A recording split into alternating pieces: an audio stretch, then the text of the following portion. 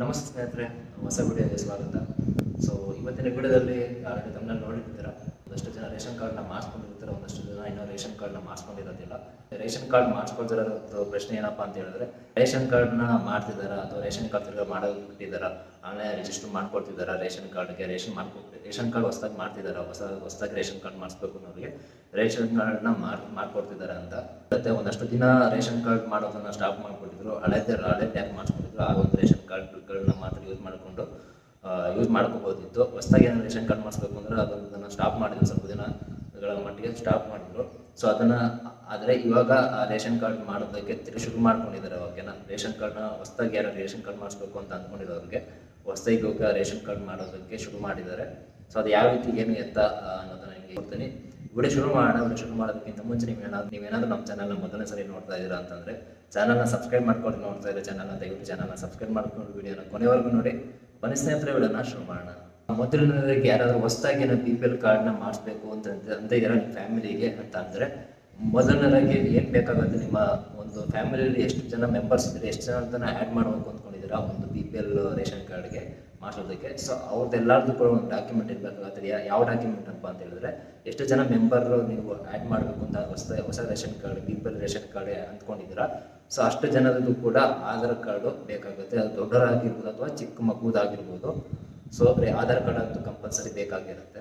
ಅದ್ರ ಜೊತೆಗೆ ಏನಪ್ಪ ಅಂತ ಹೇಳಿದ್ರೆ, ಆಧಾರ್ ಕಾರ್ಡ್ಗೆ ಲಿಂಕ್ ಆಗಿರುವಂಥ ಫೋನ್ ನಂಬರು ಕೂಡ ನಿಮ್ಮ ಹತ್ರ ಫೋನ್ ತೊಗೊಂಡು ಹೋಗಿರ್ಬೇಕಾಗುತ್ತೆ. ಏನಕ್ಕಂದ್ರೆ ಅಲ್ಲಿ ಒ ಟಿ ಪಿ ಬರುತ್ತೆ ಆ ಫೋನ್ ನಂಬರ್ಗೆ. ಆ OTP ಅವ್ರಿಗೆ ಹೇಳ್ಬೇಕಾಗುತ್ತೆ ನೀವು. ಸೊ ಈ ಒಂದು ರೀಸನ್ನಿಂದ ಆಧಾರ್ ಕಾರ್ಡ್ಗೆ ಲಿಂಕ್ ಆಗಿರುವಂಥ ಎಲ್ಲ ಆಧಾರ್ ಕಾರ್ಡ್ಗೆ ಲಿಂಕ್ ಆಗಿರುವಂಥ ಫೋನ್ ನಂಬರು ಅಲ್ಲಿ ಕಂಪಲ್ಸರಿಯಾಗಿ ಇರಲೇಬೇಕು.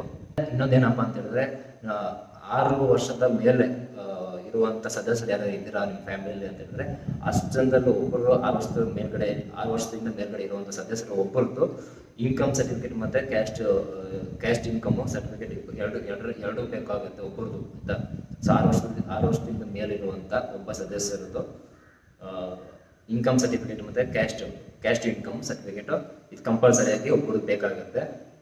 ಮತ್ತು ಇನ್ನೊಂದೇನಪ್ಪ ಅಂತ ಹೇಳಿದ್ರೆ, 6 ವರ್ಷದಿಂದ ಕೆಳಗಡೆ ಇರುವಂಥ ಮಕ್ಕಳದು ಆಧಾರ್ ಕಾರ್ಡ್ ಹೇಳಿದ್ನಲ್ಲ. ಸೊ ಆಧಾರ್ ಕಾರ್ಡ್ ಜೊತೆಗೆ ನಿಮ್ಮ ಅವ್ರದ್ದು ಬರ್ತ್ ಸರ್ಟಿಫಿಕೇಟ್ ಕೂಡ ತಗೊಂಡು ಹೋಗ್ಬೇಕಾಗತ್ತೆ ನಿಮ್ಗೆ. ಓಕೆನಾ, 6 ವರ್ಷದಿಂದ ಕೆಳಗಡೆ ಇರುವಂಥ ಮಕ್ಕಳದು ಆಧಾರ್ ಕಾರ್ಡ್ ಜೊತೆಗೆ ಬರ್ತ್ ಸರ್ಟಿಫಿಕೇಟ್ ಇದನ್ನ ತಲೆ ಇಟ್ಕೊಳ್ಳಿ. ಆಲ್ರೆಡಿ ಮತ್ತು ರೇಷನ್ ಕಾರ್ಡ್ ಇದೆ, ಆದರೆ ಇವಾಗ ತಾನೇ ಫ್ಯಾಮಿಲಿಯಲ್ಲಿ ಒಂದು ಮಗುವಿನ ಹುಟ್ಟಿದೆ ಅಥವಾ ಹೊಸದಾಗಿ ಮದುವೆ ಆಗಿರೋಂಥ ಸದಸ್ಯರು ಬಂದಿದ್ದಾರೆ ಅಂತ ಹೇಳಿದ್ರೆ, ಇರುವಂಥ ರೇಷನ್ ಕಾರ್ಡ್ಗೆ ಅವರ ಹೆಸರನ್ನ ಆ್ಯಡ್ ಮಾಡಿಸ್ಬೇಕು ಅಂತಂದ್ರು ಕೂಡ ಅಷ್ಟೇ. ಅಥವಾ ನಿಮ್ಮ ಅಲ್ಲೇನೋ ಒಂದು ಆಲ್ರೆಡಿ ಒಂದು ರೇಷನ್ ಕಾರ್ಡ್ ಇದೆ, ಅದರೇನೋ ಒಂದು ಹೆಸರಲ್ಲಿ ಸ್ಪೆಲ್ಲಿಂಗ್ ತಪ್ಪಾಗಿರ್ಬೋದು, ಸ್ಪೆಲ್ಲಿಂಗ್ ತಪ್ಪಾಗಿರ್ಬೋದು. ಸೊ ಈ ಥರ ಏನೋ ತಿದ್ದುಪಡಿ ಮಾಡೋದಿದ್ರು ಕೂಡ ಅದನ್ನು ಕೂಡ ಮಾಡಿಸ್ಕೊಳ್ಬೋದು. ಸೊ ಅದಕ್ಕೆ ಬೇಕಾಗಿ ಒಂದು ಡಾಕ್ಯುಮೆಂಟ್ಸ್ ಏನೂ ಇಲ್ಲ, ಇಷ್ಟೇನೆ ವೆರಿ ಸಿಂಪಲ್.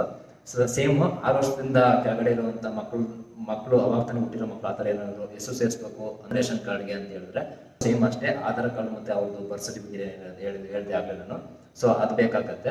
6 ವರ್ಷದಿಂದ ಮೇಲ್ಗಡೆ ಇರುವಂಥ ಸದಸ್ಯರದು ಯಾರದೇ ಆದರೂ ನೀವು ಹೆಸರನ್ನ ಸೇರಿಸ್ಬೇಕು ಅಂತ ಅಂದರೆ ಅವಾಗ ಏನು ಬೇಕಾಗುತ್ತೆ ಅಂತ ಹೇಳಿದ್ರೆ, ಆ ಸದಸ್ಯರದ್ದು ಕೂಡ ಆಧಾರ್ ಕಾರ್ಡು, ಇನ್ಕಮ್ ಸರ್ಟಿಫಿಕೇಟ್ ಮತ್ತು ಕ್ಯಾಸ್ಟ್ ಸರ್ಟಿಫಿಕೇಟ್ ಇದು ಪ್ರತಿಯೊಬ್ಬರಿಗೂ ಬೇಕಾಗುತ್ತೆ. ಯಾವಾಗ ಅಂತ ಹೇಳಿದ್ರೆ, ಆಲ್ರೆಡಿ ಮತ್ತು ರೇಷನ್ ಕಾರ್ಡ್ ಇದೆ, ಅದಕ್ಕೆ ಮೆಂಬರ್ಸ್ನ ಆ್ಯಡ್ ಮಾಡಬೇಕು ಅಂದಾಗ ಪ್ರತಿಯೊಬ್ಬರಿಗೂ ಕೂಡ ಈ ಒಂದು ಡಾಕ್ಯುಮೆಂಟ್ಸ್ ಬೇಕಾಗುತ್ತೆ. ಈ ಒಂದು ರೇಷನ್ ಕಾರ್ಡ್ ಎಲ್ಲೆಲ್ಲ ಅಪ್ಲೈ ಮಾಡ್ಬೋದು ಅಂತ ಸುಮಾರು ಜನರಿಗೆ ಗೊತ್ತಿರೋದಿಲ್ಲ. ಸೊ ಎಲ್ಲೆಲ್ಲ ಅಪ್ಲೈ ಮಾಡ್ತಾರೆ ಅಂದರೆ, ನಿಮ್ಮ ಸುತ್ತಮುತ್ತಲೇ ಒಂದು CSI ಕೇಂದ್ರ ಅಂತ ಇರುತ್ತೆ, ಮತ್ತು ಬೆಂಗಳೂರು ಬಂದು ಕರ್ನಾಟಕ ಒಂದು ಅಂತ ಇರುತ್ತೆ ಆಫೀಸ್ಗಳು. ಸೊ ಇಂಥ ಜಾಗಗಳಲ್ಲಿ ಹೋಗಿ ನೀವು ಅಲ್ಲಿ ವಿಚಾರಿಸಿದ್ರೆ, ಸೊ ನಿಮಗೆ ರೇಷನ್ ಕಾರ್ಡ್ ಅನ್ನೋದನ್ನ ಅಲ್ಲೇ ನಿಮಗೆ ಮಾಡಿಕೊಡ್ತಾರೆ. ಓಕೆನಾ, ಹೋಗಿ ರೇಷನ್ ಕಾರ್ಡ್ ಅಪ್ಲೈ ಮಾಡ್ತೀರಾ ಅಂತ ಹೇಳಿದ್ರೆ ನಿಮ್ಗೆ ಅಲ್ಲಿ ಚಾರ್ಜಸ್ ಅಂದ್ಬಿಟ್ಟು 100 ರೂಪಾಯಿಗಿಂತ ಜಾಸ್ತಿ ತಗೊಳ್ಳೋರು ಇರ್ತಾರೆ. ಸೊ ಆದರೆ ನೀವು ಗೌರ್ಮೆಂಟ್ ಆಫೀಸ್ಗಳು ಕರ್ನಾಟಕವನ್ನು, ಬೆಂಗಳೂರನ್ನು, ಸೊ ಈ ಥರ ಅಲ್ಲಿ ಆಫೀಸ್ಗಳಿಗೆ ಹೋದ್ರೆ ನಿಮಗೆ ಮಿನಿಮಮ್ ಒಂದು 50 ರೂಪಾಯಿ ಇಲ್ಲ 25 ರೂಪಾಯಿ ಅಷ್ಟು ತಗೊಳ್ತಾರೆ ಗೌರ್ಮೆಂಟ್ ಫೀಸ್ ಬಂದು. ನೀವು ಹೊಸದಾಗಿ ರೇಷನ್ ಕಾರ್ಡ್ ಮಾಡೋದಕ್ಕೆ ಟೈಮಿಂಗ್ಸ್ ಅಂದರೆ ಇಡೀ ದಿನ ಲಿಂಕನ್ನು ಮಾಡಿಕೊಡ್ತಾರೆ ಅಂತ ಆ ಥರ ಬಿಟ್ಟಿಲ್ಲ ಇದನ್ನು. ಸೊ ರೇಷನ್ ಕಾರ್ಡ್ ಮಾಡಿಸೋದಕ್ಕೆ ಹೇಳೋಕ್ಕಾಗಲ್ಲ, ದಿನಕ್ಕೆ ಒಂದು 2 ಅವರ್ ಇಲ್ಲ 3 ಅವರ್ ಅಲ್ಲೊಂದು ಇರುತ್ತೆ, ಅದು ಲಿಂಕ್ ಇರುತ್ತೆ, ಗೌರ್ಮೆಂಟ್ ಲಿಂಕು. ಸೊ ಒಂದು ಯಾವ ಟೈಮಲ್ಲಿ ಅದು ಲಿಂಕ್ ಓಪನ್ ಆಗುತ್ತೆ ಅನ್ನೋದು ಯಾರಿಗೂ ಗೊತ್ತಾಗ, ನಮ್ಮದು ಜನಸಾಮಾನ್ಯರಿಗೆ ಯಾರಿಗೂ ಗೊತ್ತಾಗಲ್ಲ. ಈ CSI ಕೇಂದ್ರಗಳ ಕೆಲಸ ಮಾಡಿರ್ತಾರೆ, ಸೊ ಅವ್ರಿಗೆ ಯಾವ ಟೈಮಲ್ಲಿ ಅದು ಓಪನ್ ಆಗುತ್ತೆ ಅನ್ನೋದೆಲ್ಲ ಗೊತ್ತಿರುತ್ತೆ. ಸೊ ಒಬ್ಬರು ನಿಮ್ಮ ಮನೆ ಸುತ್ತಮುತ್ತ ಯಾರು ಇದ್ರೆ ಪರಿಸ್ಥಿತಿಯವರು ಅವ್ರಿಗೂ ಹೇಳಿ ಈ ಥರ ರೇಷನ್ ಕಾರ್ಡ್ ಮಾಡಿಸ್ಬೇಕು ನಾನು ಅಂತೇಳಿ. ಸೊ ಅವರು ಅದನ್ನು ಒಂದು ಲಿಂಕ್ ಯಾವಾಗ ಓಪನ್ ಆಗುತ್ತೆ ದಿನದಲ್ಲಿ, ಸೊ ಆ ಟೈಮಲ್ಲಿ ನಿಮಗೆ ಫೋನ್ ಮಾಡಿಬಿಟ್ಟು ಕರ್ಸ್ಕೊಂಡು ಅದನ್ನು ಮಾಡ್ಕೊಡ್ತಾರೆ ನಿಮ್ಗೆ. ಓಕೆನಾ, ಆದರೆ ಒಂಥರ ಇಟ್ಕೊಳ್ಳಿ, ದಿನಪೂರ್ತಿ ಅಂತೂ ಎಲ್ಲೂ ಮಾಡ್ಕೊಡೋದಿಲ್ಲ ಆಯಿತಾ. ಈ ಲಿಂಕನ್ನು ದಿನಪೂರ್ತಿ ಅಪ್ಲೈ ಮಾಡೋದಕ್ಕೆ ಓಪನ್ ಮಾಡಿಲ್ಲ. ಇನ್ಫಾರ್ಮೇಷನ್ ಏನಪ್ಪ ಅಂತ ಹೇಳ್ತೀನಿ ಅಂತ ಹೇಳಿದ್ರೆ, ಯಾರೇ ಹೊಸದಾಗಿ ರೇಷನ್ ಕಾರ್ಡ್ ಮಾಡ್ಸೋಕೆ ಎಲ್ಲೇ ಹೋಗ್ತೀರಾ ಅಂತಂದ್ರೂ ಕೂಡ ಒಂದು ನಿಮ್ಮ ಏರಿಯಾದಲ್ಲಿ ಬರುವಂಥ ರೇಷನ್, ಸೊ ಅದನ್ನು ಎಲ್ಲಿ ಯಾವ ಏರಿಯಾ ಅದಕ್ಕೆ ಒಂದು ರೇಷನ್ ಕಾರ್ಡ್ ನಿಮಗೆ ಗೊತ್ತಿರುತ್ತೆ. ಅಕ್ಕಪಕ್ಕದ ಮನೆಯವ್ರದ್ದು ರೇಷನ್ ಕಾರ್ಡ್ ಈಸ್ಕೊಂಡಾಗ ಅಲ್ಲಿ ನಿಮಗೆ ಅವ್ರದ್ದು ನಿಮಗೆ ಆ ಏರಿಯಾದಲ್ಲಿ ಇರುವಂಥ ರೇಷನ್ ಅಂಗಡಿದು ಒಂದು ನಂಬರ್ ಇರುತ್ತೆ ಆಯಿತಾ, ಅವ್ರದ್ದು ಕೋಡ್ ವರ್ಡ್ ಥರ ನಂಬರ್ ಇರುತ್ತೆ. ಆ ನಂಬರ್ನ ತೊಗೊಂಡು ಹೋಗಿ ನೀವು, ಓಕೆನಾ. ಅಲ್ಲಿ ಎಲ್ಲೇ ಹೋಗಿ ನೀವು ರೇಷನ್ ಕಾರ್ಡ್ ಮಾಡಿಸ್ಬೋದು. ಅದು ಕೇಳ್ತಾರೆ ಯಾವ ಒಂದು ಇದಕ್ಕೆ ಬರುತ್ತೆ, ನಿಮ್ಮದು ವ್ಯಾಪ್ತಿಗೆ ಬರುತ್ತೆ ಅಂತೆಲ್ಲ ಕೇಳ್ತಾರೆ. ಸೊ ಅವಾಗ ನೀವು ಅದನ್ನು ಹೇಳ್ಬೇಕಾಗತ್ತೆ. ಸೊ ಇದನ್ನೆಲ್ಲ ಹೇಳ್ಕೊಂಡು ಹೊಸದಾಗಿ ರೇಷನ್ ಕಾರ್ಡ್ ಮಾಡ್ಸೋಕೆ ಹೋಗೋರು ಯಾರೇ ಇದ್ದರೆ ಇದನ್ನು ತಿಳ್ಕೊಂಡು, ಅಥವಾ ಒಂದು ನಿಮ್ಮ ಅಕ್ಕಪಕ್ಕದ ಮನೆಯವ್ರ ರೇಷನ್ ಕಾರ್ಡ್ ಇಸ್ಕೊಂಡು ಅವ್ರಿಗೆ ಅಲ್ಲಿ ನಿಮಗೆ ಅವರು ಅಲ್ಲೇ ಸೇಮ್ ಅದೇ ಏರಿಯಾದಲ್ಲಿ ಇರೋದ್ರಿಂದ ಅವರು, ಸೊ ಅವ್ರಿಗೆ ಗೊತ್ತಿರೋದು ಅದು ರೇಷನ್ದು ನಂಬರ್ ಕಾರ್ಡ್, ರೇಷನ್ ಅಂಗಡಿದು ನಂಬರ್ ಒಂದು ಕೋಡ್ ಇರುತ್ತೆ. ಆ ಕೋಡ್ ತೊಗೊಂಡೋದ್ರು ಕೂಡ ನೀವು ಅಲ್ಲಿ ಹೇಳಿದ್ರೆ ಕೋಡ್ನ ಮಾಡ್ಕೊಡ್ತಾರೆ ನಮಗೆ. ಸೊ ಸ್ನೇಹಿತರೆ, ಇದು ಇವತ್ತಿನ ವಿಡಿಯೋ ಆಗಿರುತ್ತೆ. ಸೊ ಈ ವಿಡಿಯೋ ನಿಮ್ಗೆ ಎಲ್ಲರಿಗೂ ಯೂಸ್ಫುಲ್ ಆಗಿತ್ತು ಅಂತ ಅಂದ್ಕೊಳ್ತೀನಿ. ಯಾರಾದರೂ ಹೊಸದಾಗಿ ರೇಷನ್ ಕಾರ್ಡ್ ಮಾಡಿಸ್ಬೇಕು ಅಂತ ಅಂದ್ಕೊಂಡಿದ್ದೀರಾ ಅಂತ ಹೇಳಿದ್ರೆ, ಸೊ ಇಷ್ಟು ದಿನನೇ ಮಾಡ್ಸೋಕ್ಕಾಗ್ತಿರಲಿಲ್ಲ, ನಿಲ್ಲಿಸ್ಬಿಟ್ಟಿದ್ರು. ಆ ರೇಷನ್ ಕಾರ್ಡಿಂದ ನಿಮಗೆ ಗೊತ್ತಿರುತ್ತೆ ಏನೇನು ಬೆನಿಫಿಟ್ ಇರುತ್ತೆ ಅಂತೇಳಿ.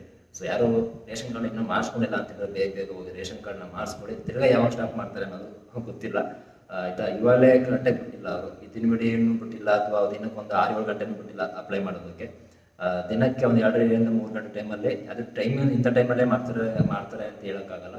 ಸೊ ದಿನದಲ್ಲಿ ಯಾವಾಗ ಬೇಕಾದ್ರೂ ಮಾಡ್ಬೋದು ಅಂತ ಹೇಳಿ ಒಂದು ಆಪ್ಷನ್ನ ಬಿಟ್ಟಿದ್ದಾರೆ. ಸೊ ಯೂಸ್ ಮಾಡ್ಕೊಳ್ಳಿ ಸ್ನೇಹಿತರೆ.